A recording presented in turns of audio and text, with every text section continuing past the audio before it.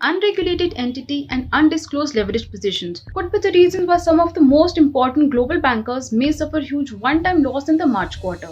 Well, the entity in question is Archegos Capital Management, while the global bankers include Nomura, Credit Suisse, Goldman Sachs and Morgan Stanley.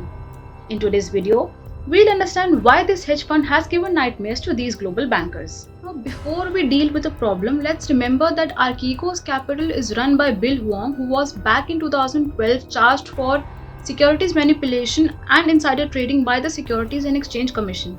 Now, the SEC is just like SEBI in India, which is the market regulator, who imposed penalties worth $44 million on Bill Hwang and Tiger Asia, which was his fund back then. Now, after lying or maintaining low profile for a couple of years, he started Archegos Capital as family office. Now, family office is the catch here because family offices are exempt from any regulations in the US.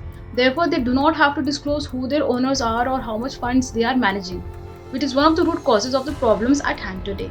According to a Wall Street Journal report, Archegos Capital was maintaining family funds worth $10 billion. Now, his exact modus operandi is not clear at the moment, but media reports suggest that there could be two reasons or two ways through which he was operating this.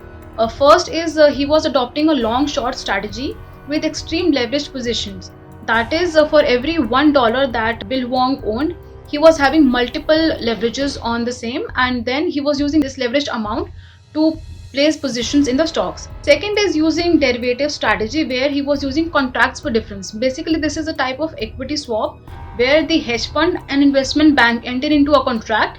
The hedge fund asks the investment bank to track one of the indices on its behalf for a particular amount.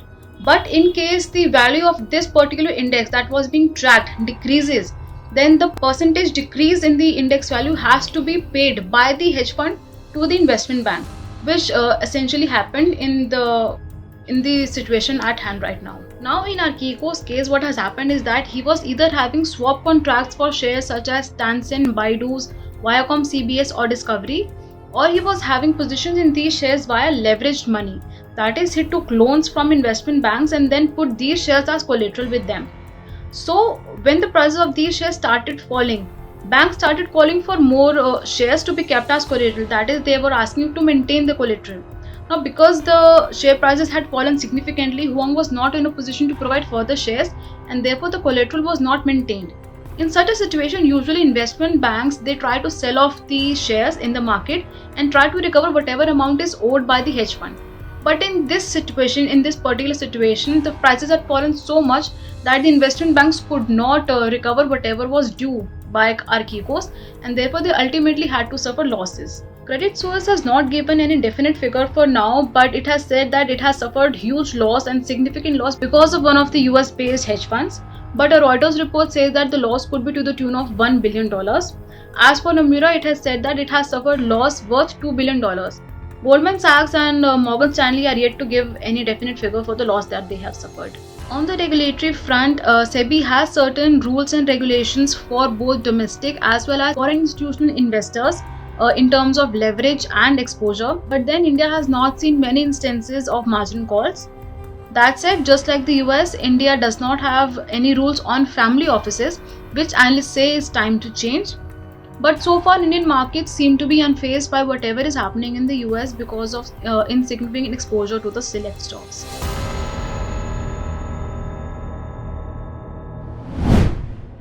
If you like this video, share it and subscribe to Business Standard. For more news, views and insights, log on to www.business-standard.com. Do also follow us on YouTube, Twitter, Facebook, Instagram, Telegram and LinkedIn.